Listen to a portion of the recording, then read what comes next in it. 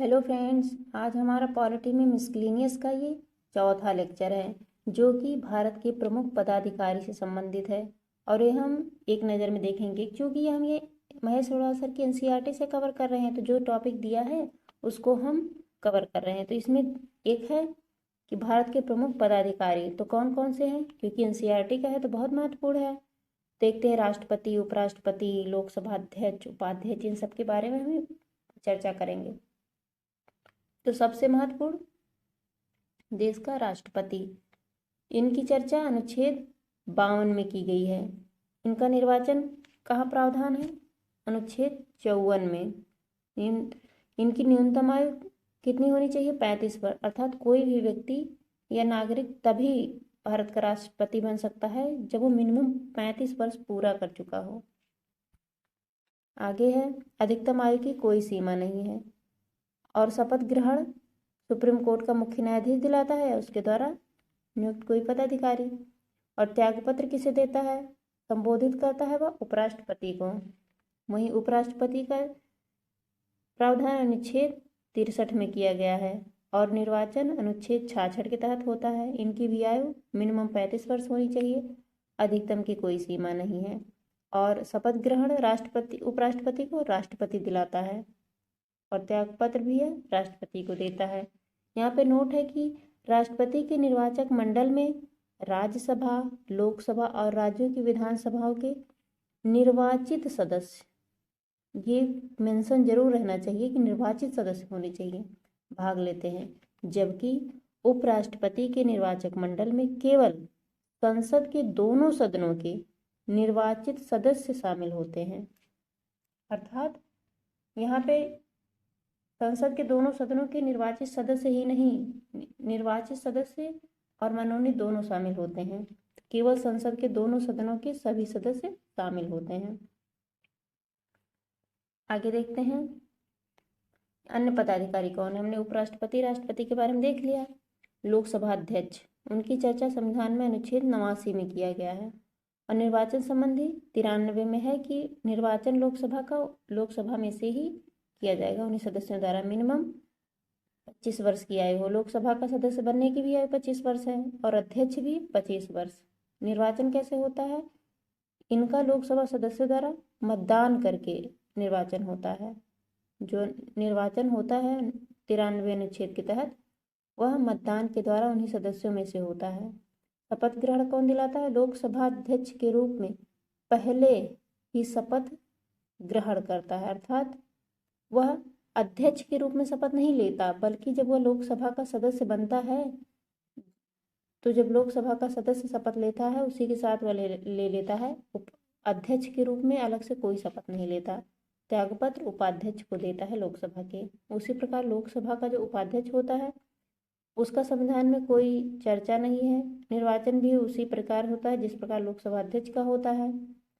और प्रक्रिया क्या है? लोकसभा के सदस्यों द्वारा मतदान करके होता है। शपथ ग्रहण कौन कराता है? तो लोकसभा का सदस्य कराता है, अर्थात जो लोकसभा अध्यक्ष है वही कराता है। और उसका चुनाव, यहाँ तक कि लोकसभा का अध्यक्ष उपाध्यक्ष के चुनाव की तिथि निर्धारित करता है और त्यागपत्र यह अध्यक्ष को देता है। लोकसभा अध्यक्ष उपाध्यक्ष को और उपाध्यक्ष लोकसभा अध्यक्ष को।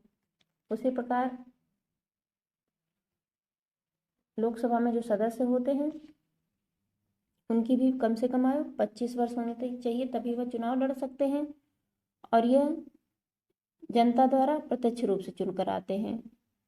ये शपथ ग्रहण राष्ट्रपति के द्वारा किया जाता है इनका। और यहाँ पे है कि त्यागपत्र ये किसी को नहीं, इनका कार्यकाल वही होता है जो लोकसभा का होता है। उसी प्रकार उपसभापति की चर्चा संविधान में कहीं अलग से नहीं है और इनकी आयु कम से कम 30 वर्ष का होगा तभी वह उपसभापति हो सकता है। अर्थात हम देख रहे हैं कि यहाँ सभापति की बात नहीं की गई है। वो क्यों है? क्योंकि उपराष्ट्रपति ही राज्यसभा का सभापति होता है। आगे है, राज्यसभा सदस्य के रूप में पहले ही वह शपथ ग्रहण कर लेता है, इसीलिए उपसभापति के रूप में नहीं शपथ लेता। उसी प्रकार राज्यसभा के सदस्य के रूप में वह त्यागपत्र देता है और सभापति को त्यागपत्र देता है, शपथ व राज्यसभा सदस्य के रूप में लेता है, ना कि उपसभापति के रूप में। उसी प्रकार जो राज्यसभा के सदस्य होते हैं उनकी चर्चा संविधान में अनुच्छेद 80 में है, हमने देखा था। सरला से हो गया, सा से हो गया संसद, रा से हो गया राज्यसभा, एल से हो गया लोकसभा। इसमें 79, 80 और 81, तो 80 में राज्यसभा की बात की गई है। आगे है, इनकी कम से कम आयु 30 वर्ष होनी चाहिए, तब ये राज्यसभा का चुनाव लड़ सकते हैं या सदस्य बन सकते हैं। इनमें है राज्य विधानसभाओं के सदस्यों द्वारा इनका चुनाव होता है। जो राज्यसभा के सदस्य होते हैं उनका अप्रत्यक्ष रूप से चुनाव होता है ना, वो राज्य विधानसभाओं के द्वारा एकल संक्रमणीय मत द्वारा होता है। आगे है, यह राज्यसभा के सभापति अथवा उपसभापति के द्वारा शपथ लेते हैं। तो जो राज्यसभा के सदस्य होते हैं या तो सभापति शपथ दिलाए या तो उपसभापति दिलाता है। त्यागपत्र सदस्य सभापति को देते हैं, अर्थात उपराष्ट्रपति को। उसी प्रकार राज्यों में मुख्यमंत्री होता है, जिनकी चर्चा किसी अनुच्छेद में नहीं की गई, लेकिन उनके निर्वाचन का प्रावधान अनुच्छेद 164 में है। उनकी कम से कम आयु लोकसभा की तरह 25 वर्ष होनी चाहिए।